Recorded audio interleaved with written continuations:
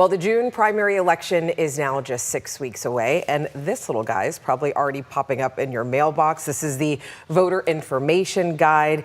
And look, we had a viewer reach out to our team asking why a candidate, Tom Steyer, does not have a candidate statement. So our team was wondering the same question. So I want to bring in ABC 10's Jeannie Nguyen because this is something we really wanted to look into. And our team actually learned a lot along the way that we didn't know. So hopefully you find this story just as interesting as we did. Jeannie, what can you tell us about this? Alex, I think you'll notice that there are multiple gubernatorial candidates that don't have a candidate statement there in that voter guide. And what we discovered is that it's actually optional to have a statement. So if you choose to have one, well, you got to read the fine print.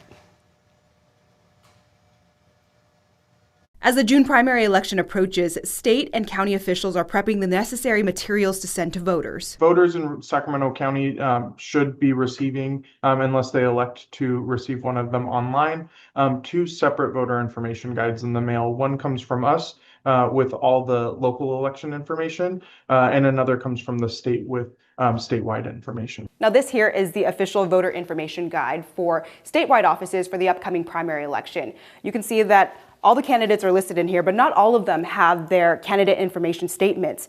And the Secretary of State's office says there is a reason for that. There are voluntary campaign spending limits for certain offices that candidates cannot exceed if they want to have a statement in the guide.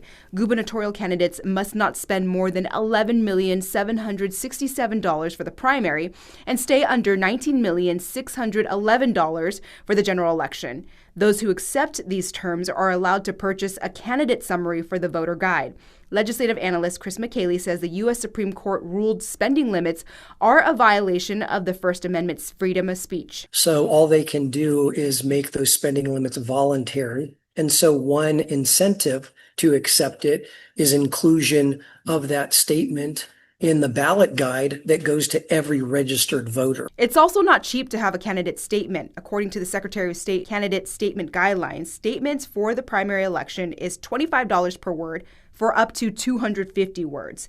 Even though all candidates running for governor do appear listed in the guide, McKaylee says it's up to the voter to do the extra research. Voters will want to look at the individual candidates' websites, and they have not only thorough information about the candidate's background, but most of them have policy statements and even specific positions on different public policy issues facing California's voters.